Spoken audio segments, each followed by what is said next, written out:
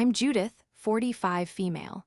I live in a quiet suburban town with my son, Sam, who is the center of my world. I've worked as a paralegal for the same small law firm for the last 2 decades, a job that suits my meticulous and orderly nature. My life has always been about careful planning and ensuring a stable future for my son, especially since I'm a single mother.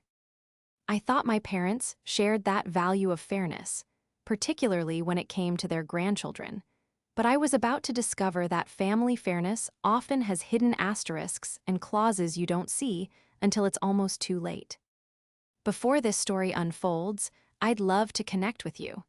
Please let me know in the comments where you're watching from and what time it is in your corner of the world. It's amazing to see how far these stories can travel. My family has always operated on a strange, unspoken caste system.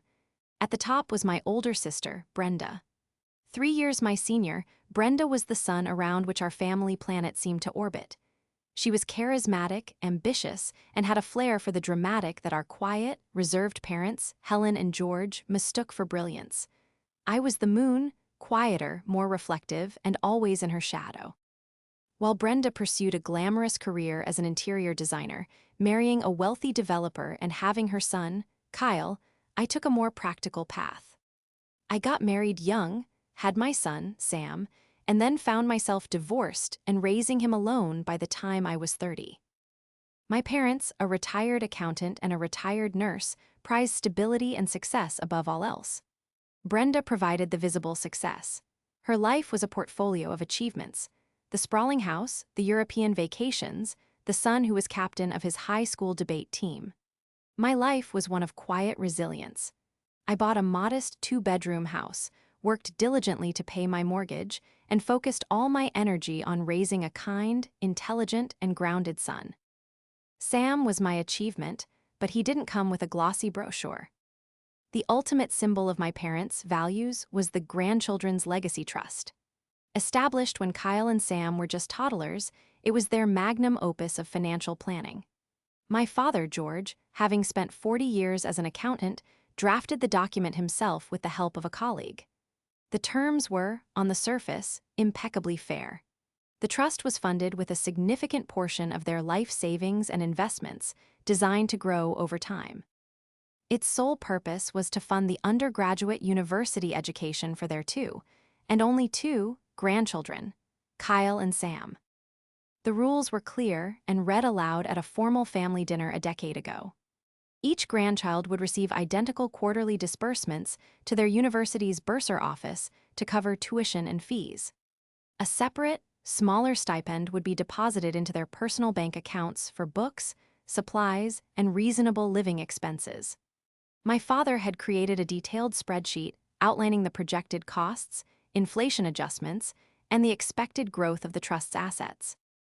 It was, he declared, an inviolable pact to ensure both boys start their adult lives on equal footing, free of debt. For years, this trust was a point of pride for my parents and a source of profound relief for me. As a single mother on a paralegal's salary, the thought of paying for Sam's college education was a mountain I wasn't sure I could climb alone. The trust was a safety net, a promise that my son wouldn't be disadvantaged by my circumstances. It felt like the one area where the family's inherent favoritism couldn't penetrate. A legal document, bound by fiduciary duty, was surely immune to my sister's charm or my nephew's golden boy status. The system seemed to work perfectly when Kyle started university 2 years ahead of Sam. The disbursements were made, and Brenda would frequently mention how smoothly everything was going. "Dad's planning was just brilliant," she'd say during our weekly phone calls. "Kyle hasn't had to worry about a thing. He can focus entirely on his pre-law studies." I felt a pang of anticipatory gratitude, picturing Sam having the same stress-free experience. When Sam was accepted into a great engineering program at a state university, the family celebrated. My father sat down with me and Sam, pulling out the familiar trust binder. He showed us the updated figures, the account balances, and the disbursement schedule he had prepared for Sam. It was identical to Kyle's, adjusted for the slight difference in tuition between their respective schools. "See, Judith," he said, tapping a perfectly aligned column of numbers. Equal down to the last penny. That's how we do things, fair and square. I felt a wave of emotion wash over me. For once, I wasn't the second-choice daughter with the less-than-perfect life. In this, the most important of family matters, my son was being treated as an equal. The legacy wasn't just about money, it was about principle. It was my parents' acknowledgement that both their grandsons, despite their different upbringings, deserved the same opportunities.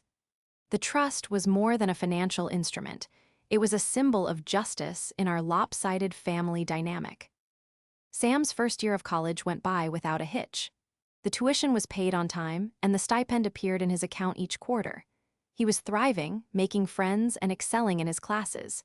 He worked a part-time job at the campus library, not because he had to, but because he wanted his own pocket money for social outings and savings. He was responsible, just as I had raised him to be. I was immensely proud, and I was grateful to my parents for their foresight and their promise of fairness. I believed in that promise. I clung to it as proof that deep down, my parents' love was as balanced as their accounting. That belief, however, was about to be audited by a harsh and unwelcome reality. The foundation of fairness I had so readily accepted was built on a ledger with 2 sets of books. The illusion of fairness began to crumble during a family dinner in early summer. It was one of my mother's classic, over-catered affairs, held to celebrate my father's 74th birthday. Brenda and her husband, Robert, were there, as was Kyle, who was home from university for the summer. Sam was there too, having just finished his first year. The air was thick with the smell of roasted chicken and my mother's anxious energy to make everything perfect. The conversation naturally turned to the boys' college experiences. Sam talked about his favorite professor and the robotics club he had joined. He was humble and enthusiastic, and I watched him with a swelling heart. Then, it was Kyle's turn. He spoke with the casual confidence of someone who had never known a moment of self-doubt. He mentioned his grades, which were excellent, and his summer internship at a local law firm, which Robert had arranged. "And it's a good thing we have the trust to fall back on," Brenda said, refilling her wine glass. "Kyle's apartment for next year is in a much better building, closer to campus, but the rent is just astronomical." I frowned slightly. I knew the living expense stipend from the trust was modest. It was designed to cover a dorm room or a shared apartment, not a luxury suite. Sam used his stipend to pay for his half of a cramped, 2-bedroom apartment he shared with another engineering student. "I thought the stipend was a fixed amount," I said, trying to sound casual. "Sam finds it's just enough to cover his rent and utilities." Brenda waved a dismissive hand.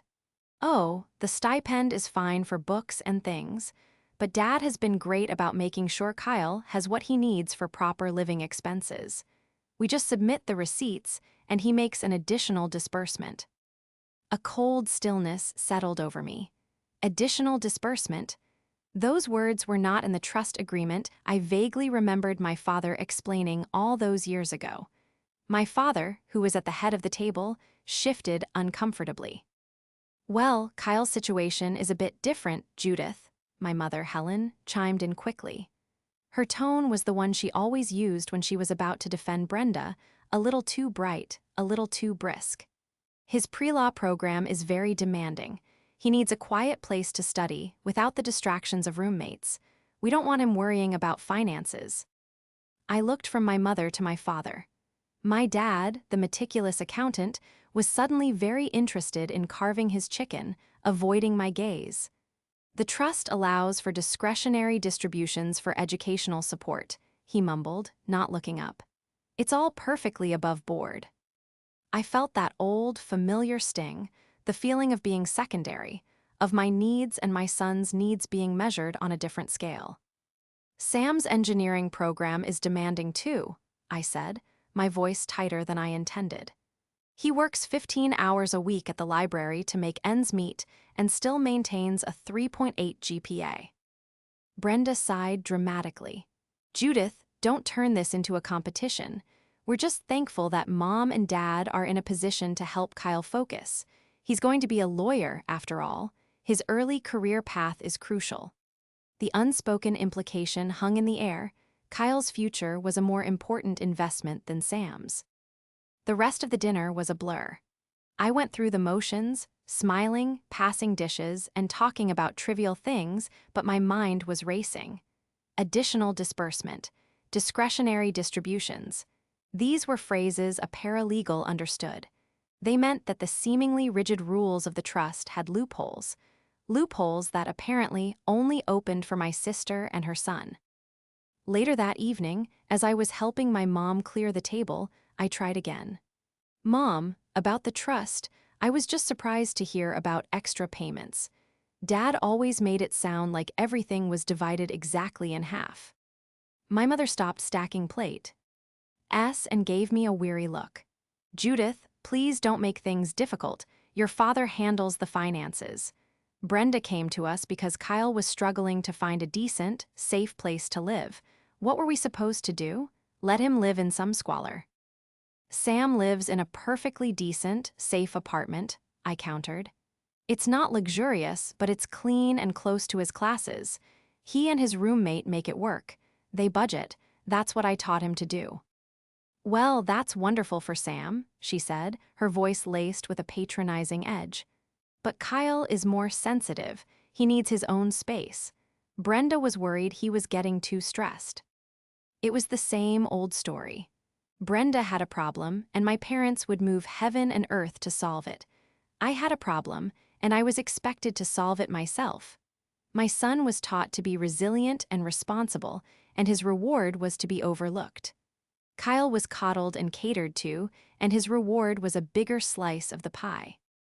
Driving home with Sam that night, the car was quiet. He had heard the exchange, of course. He'd been hearing variations of it his whole life. Finally, he spoke, his voice low.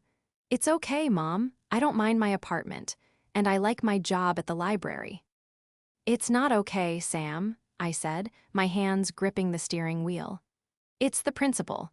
The trust was supposed to be about fairness. It was supposed to be the one thing that was equal." He just shrugged, a gesture of resignation that broke my heart. He had already accepted his place in the family hierarchy, but I hadn't, not anymore. That night, something inside me shifted. The quiet, accommodating daughter began to fade, replaced by the meticulous, detail-oriented paralegal. My father had said it was all above board. I decided it was time to review the board myself. He had designed a system of rules, and for the first time in my life, I was going to make sure every single one of them was followed, down to the last penny. The slip of the tongue at the dinner table had not just been a gaffe, it was a clue, and I was determined to follow it wherever it led. The day after the disastrous birthday dinner, I called my father. I kept my tone light and inquisitive, a tactic I'd learned from years of dealing with difficult clients and opposing counsel. The direct approach would only put him on the defensive. "Hey, Dad, I was thinking about what you said last night about the trust," I began. "Sam and I were updating our budget for his next school year, and I realized I've never actually seen a copy of the full trust agreement. Would you mind sending one over, just for my own records?" There was a pause on the other end of the line. "A copy? Judith, there's no need for that. I'm the trustee. I handle everything. It's all in order." "I know it is," I said smoothly. "But I work with legal documents all day. I just feel better having it on file, for financial planning purposes." I used the kind of language he, as a retired accountant, would understand and respect. He sighed, a sound of reluctant concession. All right, I'll scan it and email it over, but it's a dense document, full of legalese." "Don't worry," I said, a grim smile on my face. "I can handle legalese." The document arrived in my inbox an hour later. It was a 40-page PDF, and I printed it out immediately. For the rest of the day, between my regular work tasks, I pored over the agreement, my red pen in hand. My small office, usually a place of calm efficiency, became my war room. I read every clause, every subsection, every definition. Much of it was standard trust language, but then I found it, buried in Article IV, Powers of the Trustee. Section 4.1c. The trustee shall have the power to make discretionary distributions of net income or principal to or for the benefit of any beneficiary for the beneficiary's health, education, support, or maintenance. This was the loophole: support or maintenance. The phrase was broad, subjective, and open to interpretation. It was the crack in the foundation of equal footing that my father had so proudly proclaimed. However, the document wasn't without its own checks and balances. A later clause, Article VI, Trustee's duty of impartiality, stated. Section 6.2. In making any discretionary distributions, the trustee must consider the needs of all beneficiaries. The trustee shall act with due regard to their respective interests and shall not favor one beneficiary over another. There it was, the requirement of impartiality. My father could make extra payments, but he was legally bound to be fair and consider the needs of both beneficiaries. Giving Kyle thousands of dollars for a premium apartment while Sam budgeted carefully with the standard stipend did not seem impartial in the slightest. But I needed more than just a clause in a document. I needed proof. I needed numbers. The next step was to get the financial statements for the trust. This was going to be trickier. As he parent of a beneficiary, I had a right to information, but my father was not going to hand it over willingly. I waited a week, letting the dust settle before I approached him again. This time, I went to my parents' house on a Sunday afternoon, armed with a Tupperware of homemade lasagna, the universal peace offering. We sat at the kitchen table, making small talk. Finally, I took a deep breath. "Dad, thank you for sending over the trust document. It was very thorough." As I was reading it, I saw the section about the trustee providing regular accountings to the beneficiaries. Sam is a beneficiary, but since he's just a kid, I was wondering if I could see the last few annual statements. I want to teach him about financial responsibility, show him how investments grow, that sort of thing. I had framed it as a teachable moment for his grandson, another appeal to his sense of order and legacy. My father's eyes narrowed slightly. He was no fool. He knew I was digging. "Judith, that's my responsibility. The trust is healthy. The boys are being taken care of." "I don't doubt that for a second," I said, keeping my voice even. "But the document says the beneficiaries have a right to the information. I'm just trying to be a responsible parent and help Sam understand his own financial future. It would be a great lesson for him." My mother, who had been quietly listening, jumped in. "George, just give her the papers. What's the harm? She's a paralegal. She's not going to mess anything up." My mother's defense of me was rare, and I suspected it was more about avoiding conflict than taking my side, but I'd take it. My father grumbled but eventually went to his study. He returned with a thick manila folder. "Here, the last 2 years, just don't lose anything." I felt a jolt of adrenaline as I took the folder. "Thank you, Dad. This is really helpful." I couldn't wait to get home. As soon as I walked through my door, I spread the documents out on my dining room table. It was all there: investment statements, bank records, disbursement logs. I started with the disbursement log, a spreadsheet my father had meticulously maintained. There were the standard tuition payments made directly to Kyle's and Sam's universities. Then there were the quarterly stipends, labeled student support. For Sam, the entry was always the same: $2,000 per quarter. For Kyle, the entry was also $2,000 per quarter. I felt a momentary sense of confusion. Where were the extra payments Brenda had mentioned? Then I saw it. Under a different category labeled educational expenses, discretionary, there was a separate series of payments, all made out to Kyle. There was one for $3,500 labeled apartment security deposit. Another series of payments made monthly were for $800 each, labeled rental support. There were others: $600 for a new laptop for advanced studies, $400 for required texts and course materials. I quickly grabbed a calculator. Over the past 2 years, since Kyle had started college, he had received the standard stipend of $16,000, $2,000 x 4 quarters x 2 years. In addition to that, He had received a staggering $23,700 in these discretionary payments. Sam, in his first year, had received only his standard stipend, $8,000 total. The equation was grossly unbalanced. Kyle had received a total of $47,700 in support from the trust, not including his tuition. Sam had received $8,000.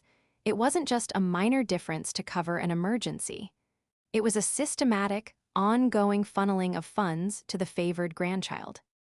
My father, the man of numbers and fairness, had been actively cooking the books. He had used the vague language of the trust to justify what was, in essence, a betrayal of its core principle.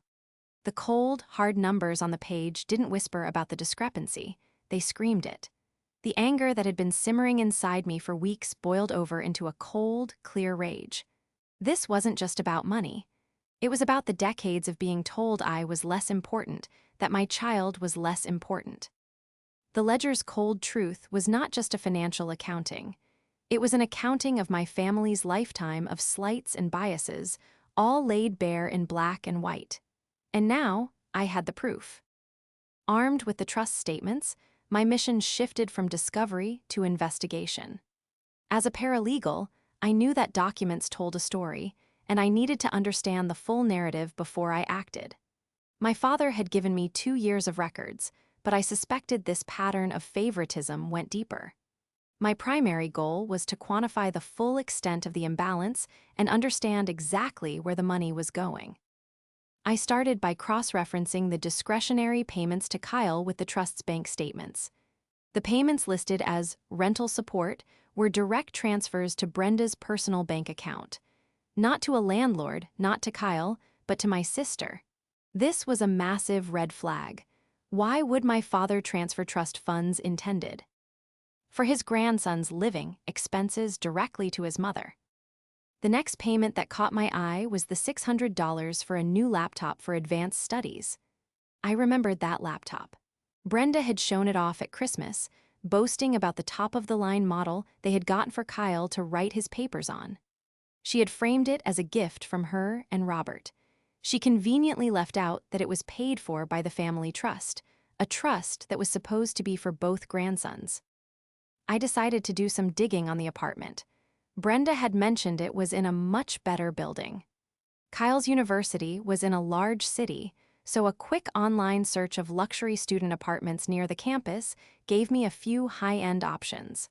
On a hunch, I called the leasing office of the most expensive one, the Collegiate Suites. Posing as a prospective parent, I asked about their one-bedroom units. The leasing agent was bubbly and helpful. "Oh, our one-bedrooms are our most popular floor plan. They feature granite countertops, stainless steel appliances, in-unit laundry, and access to our rooftop pool and 24-hour fitness center." She quoted me a monthly rent that was, to my shock, about $400 less than the combined amount of Kyle's standard stipend portion for rent and the additional $800 rental support he was getting. His total monthly housing allowance from the trust was far more than the actual rent. So where was the extra money going? Straight into Brenda's bank account. She wasn't just getting the rent covered, she was skimming off the top. My father was either complicit in this or willfully blind, transferring the money to Brenda without ever asking for a lease agreement or a receipt. Given his meticulous nature, I suspected the former. He was actively helping Brenda deceive the trust. My next step was to analyze the trust's investment portfolio. My father had managed it conservatively, but the statements showed that he had sold off a block of high-performing stock a few months prior. The reason listed for the sale was to maintain liquidity for anticipated beneficiary expenses. The timing coincided with a large, one-time discretionary payment to Kyle for $5,000, labeled Educational Travel Opportunity, Europe. I nearly choked on my coffee. I vaguely remembered Brenda mentioning Kyle was doing a 2-week summer program in Spain. She had described it as a prestigious, invitation-only seminar. The trust, our family's legacy, had paid for my nephew's European vacation under the guise of education. Meanwhile, My son Sam was planning to spend his summer working extra shifts at the campus library to save up for a new set of tires for his 10-year-old car. The injustice was so profound, it made me physically ill. The money trail painted a sordid picture. Brenda would identify a want for Kyle, nicer housing, new technology, a trip abroad, and frame it as an educational need. My parents, eager to support their golden grandchild's path to success, would approve the expense without question. My father would then use the discretionary clause as cover, funneling the money through Brenda, who was likely padding the requests. I spent the next 2 weeks in a quiet fury, meticulously building my case. I created a master spreadsheet, just like my father would, but mine was one of truth. I documented every single disbursement made to or for both Kyle and Sam. I calculated the total disparity, which was now approaching $30,000. I attached scanned copies of the bank statements, highlighting the transfers to Brenda. I even found the website for Kyle's educational travel opportunity, which looked more like a guided tour with a few lectures thrown in than a rigorous academic program. During this time, I had to act completely normal in my interactions with my family. I took my mother's calls, listened to her talk about her garden, and feigned interest when she relayed stories about Brenda's latest design project or Kyle's internship. It was one of the hardest things I've ever had to do. Every pleasantry felt like a lie, every polite nod a betrayal of my own anger.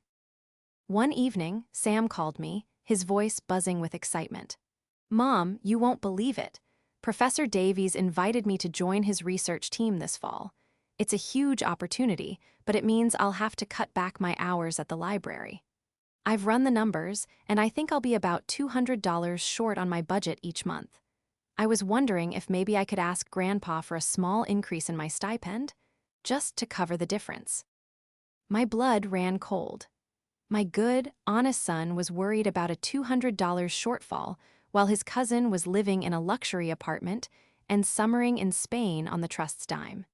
He wanted to ask for a small increase after being offered a legitimate academic opportunity, something the trust was explicitly designed to support. "No, Sam," I said, my voice firm but gentle. "Don't ask him for anything. Let me handle it. You focus on your schoolwork and accept that. Research position. I will make sure the money is there." That phone call was the final push I needed. My investigation was no longer just about uncovering a past injustice. It was about securing my son's future. My father and sister had mistaken my quiet nature for weakness. They thought I would never look closely, never question the numbers. They had forgotten that I spent my days sifting through evidence, building cases, and finding the truth hidden in the fine print. The money trail had led me right to the heart of my family's dysfunction, and now I was going to use it to chart a new course. The audit was complete. The next phase was accountability. My father, the accountant, and Brenda, the charismatic manipulator, had made a critical error.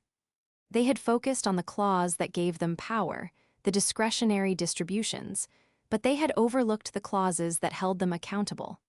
In my deep dive into the trust document, I found the section that would become the cornerstone of my plan, Article IX, Dispute Resolution. Most people skip these boilerplate sections, but in my line of work, I know they are often the most important. This one was clear.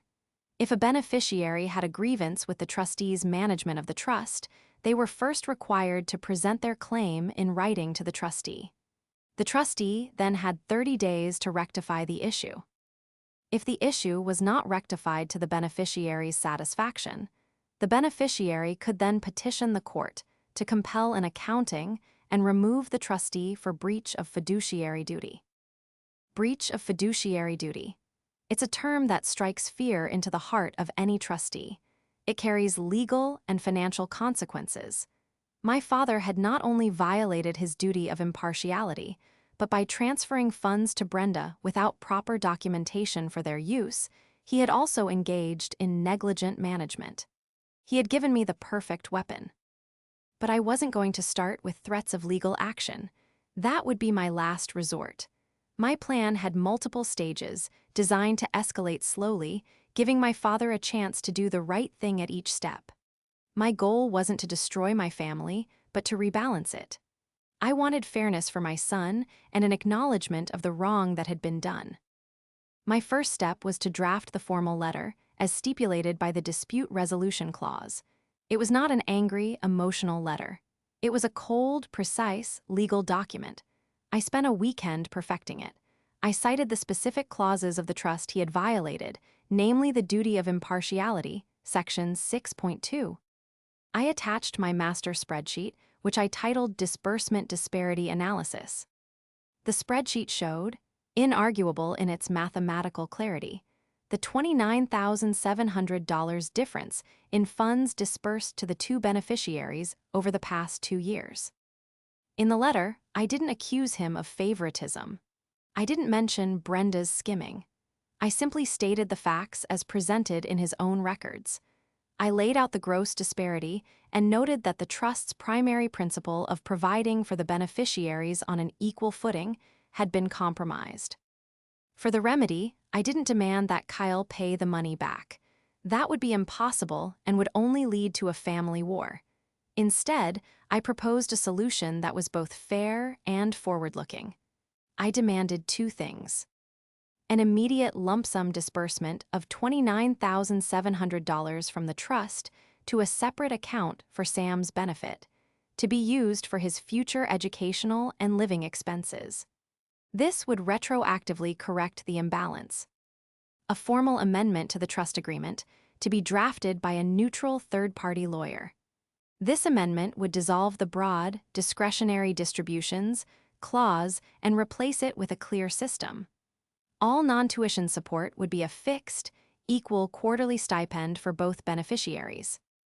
Any requests for additional funds for specific educational opportunities, like study abroad or research grants, would have to be submitted with a formal application and detailed budget by both beneficiaries, and approved with a view to maintaining overall financial parity. This solution was elegant in its simplicity. It didn't punish, it corrected. It didn't rely on my father's flawed judgment. It created a new, unbreakable system of fairness. The final part of my plan was the delivery. I wasn't going to just email it. This required a more formal approach. I put the letter and my spreadsheet into a large envelope. On Monday morning, on my way to work, I went to the post office and sent it to my father's house via certified mail with a return receipt requested. This was a classic legal tactic. It created a formal record that the document was sent and received. He couldn't claim he never saw it. For the next few days, I waited. The online tracking showed the letter was delivered on Tuesday. The silence from my parents was deafening. I knew my father. He would be panicking. He would be analyzing my letter, checking my math, and realizing he had been cornered. He would have called Brenda, and she would be in a state of righteous indignation, probably telling him I was being greedy and ungrateful. My mother finally called on Thursday. Her voice was strained. "Judith, we received your letter. Your father is very upset. I don't understand why you had to be so formal. This is a family matter." "It became a formal matter, Mom, when the terms of a legal document were ignored," I replied calmly. "I simply followed the procedure laid out in the trust itself, the one Dad wrote." "Brenda is beside herself," she continued, as if that were the most important factor. "She says you're accusing her of stealing." "My letter doesn't mention Brenda once," I stated, which was technically true. "It is a communication between a beneficiary's representative, that's me, and the trustee, that's Dad. It's about the numbers. The numbers are not impartial." "Your father wants to have a family meeting to discuss this," she said. "Sunday at our house." "That's fine," I said. "I'll be there. Sam will be there too. He is the beneficiary after all. His voice should be heard." This was another calculated move. Bringing Sam would shift the dynamic.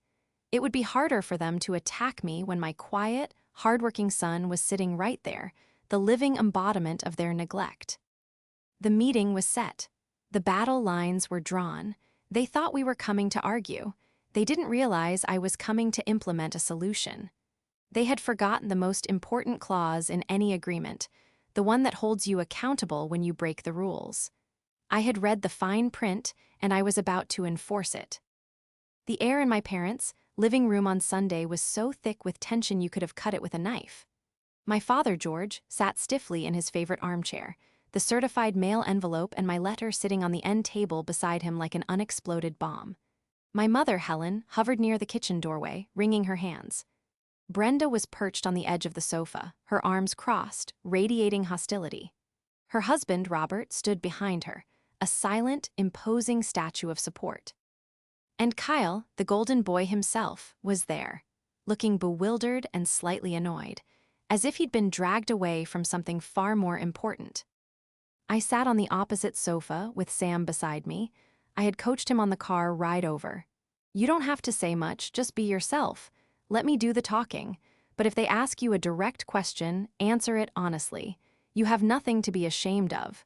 He just nodded, his expression calm but serious. He understood the stakes. My father cleared his throat, picking up my letter as if it were contaminated. Judith, I've read this document you sent. I think there has been a serious misunderstanding. I don't think there's any misunderstanding at all, Dad, I said, my voice steady and measured. The numbers are quite clear. For the past 2 years, Kyle's total support from the trust has been nearly $30,000 greater than the support allocated for Sam's first year, projected out. The trust document requires impartiality. That is not impartial. Brenda scoffed. Oh, please, this isn't about impartiality. This is about you being jealous, Judith. You always have been. Kyle had legitimate needs. He needed a safe place to live and the proper equipment for his studies. I came to Dad for help and he helped. It's what family does. Family helps, yes, I agreed, turning to face her. But this isn't about family helping. This is about a legal trust with specific rules. The trust's money doesn't belong to you or Dad. It belongs to the beneficiaries, Kyle and Sam. Dad's job as trustee is to manage that money fairly on their behalf. He has failed in that duty. My father flinched as if I had slapped him.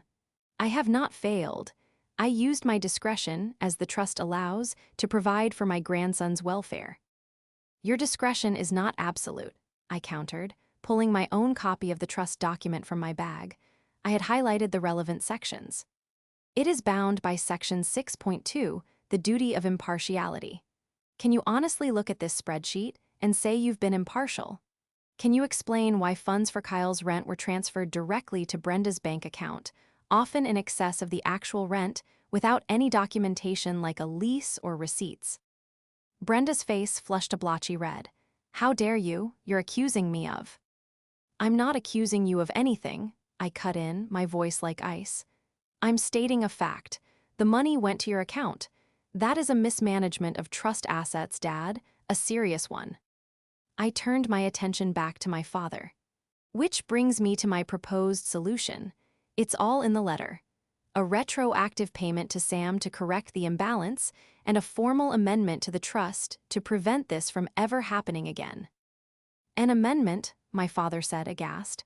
This is my trust, I wrote it, you can't just demand I change it. Actually, I can, I said calmly. Or rather, a judge can. Because if we can't resolve this here today, my next step, as outlined in Article IX, is to petition the court. I will request a full, formal accounting of the trust from its inception, and I will move to have you removed as trustee for breach of fiduciary duty.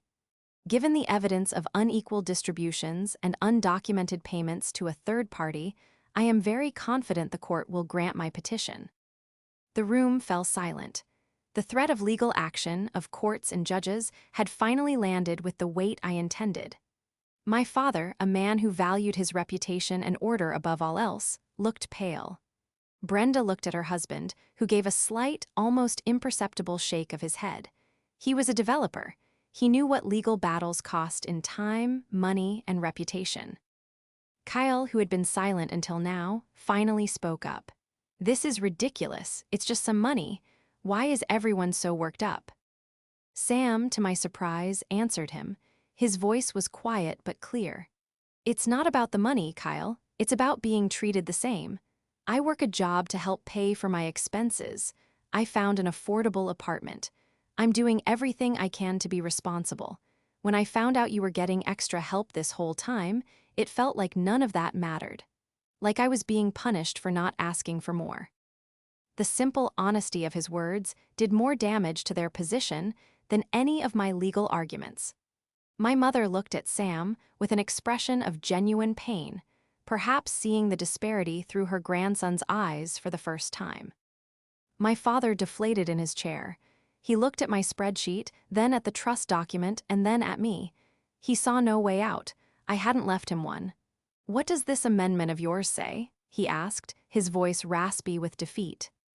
I explained the terms, the fixed, equal stipends, the formal application process for any additional funds.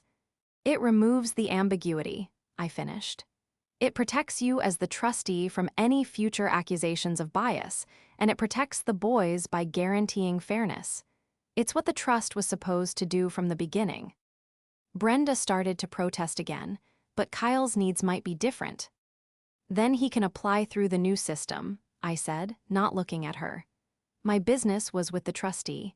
If his request is for a legitimate educational expense and Sam is offered a similar opportunity for funding, then the system works. It's fair. My father was quiet for a long time. Finally, he nodded slowly.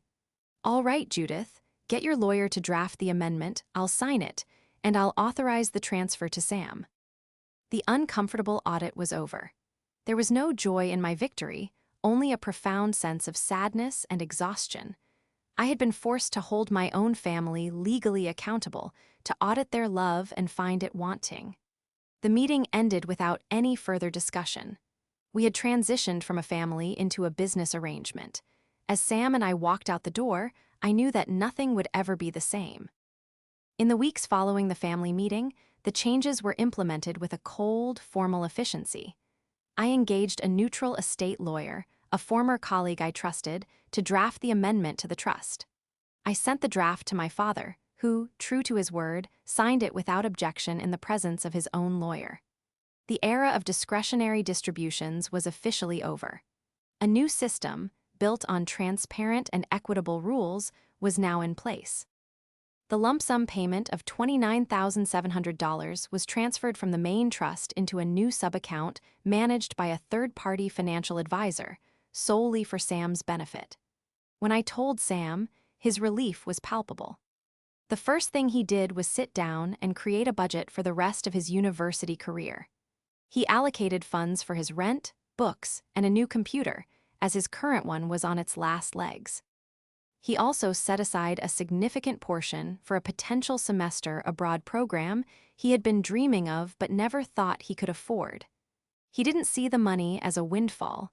He saw it as a resource to be managed responsibly. I had never been prouder of him. The victory, however, came at a cost. My relationship with my parents became strained and distant. Our phone calls were brief and stuck to superficial topics.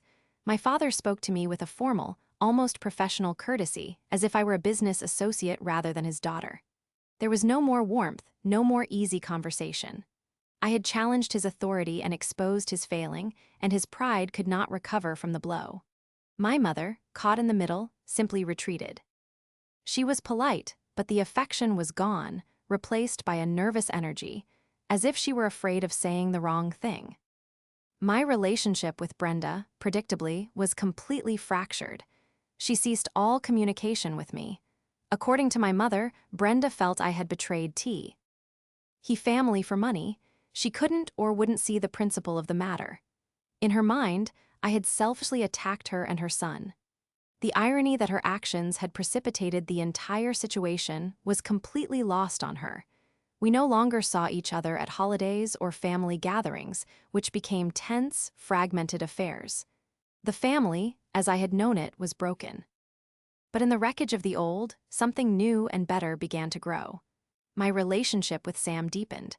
We had always been close, but going through this together forged a new level of trust and mutual respect between us. He had seen me stand up for him, not with anger, but with intelligence and conviction. He saw that fairness was a principle worth fighting for, even if it came at a personal cost. He was no longer just my son, he was a young man I admired. The true turning point came about a year later. Sam had been accepted into the study abroad program in Germany. Using the funds from his trust account, he was able to go without any financial stress. He sent me pictures from Berlin and Munich, his face lit up with a joy and confidence I had never seen before. He was thriving, exploring the world, and embracing an opportunity that would have been impossible under the old, biased system. During that same semester, Kyle apparently ran into some financial trouble. According to a brief, strained phone call with my mother, he had overspent his now-fixed stipend and needed money for a car repair. Brenda, furious that the family trust was no longer her personal slush fund, had called my father demanding he help. My father, bound by the new, rigid amendment I had forced upon him, had to say no. He told her Kyle would have to get a part-time job, just like Sam had done. The fallout was apparently spectacular, but I only heard the echoes. The incident seemed to finally force Brenda and Kyle to confront the reality that their special treatment was over. It was a harsh lesson, but a necessary one. I don't know if my family will ever fully heal. The trust I broke was not the legal document, but the unspoken family agreement to always look the other way, to pretend things were fair when they were. I had chosen to honor a principle over preserving a dysfunctional peace. It was a lonely and difficult choice, but I have never once regretted it. My future and Sam's is no longer tied to the whims of my parents or the entitlement of my sister. We have our own footing, built on integrity and self-reliance. I had spent my whole life feeling like a secondary character in my own family's story. But by forcing a recalculation of the family ledger, I had finally written a new equation for myself. One where my son's future was valued, my own strength was recognized, and fairness was not just a promise, but a practice. The legacy I was building for Sam wasn't just about money. It was about the quiet dignity of being treated as an equal. And that was a legacy worth fighting for.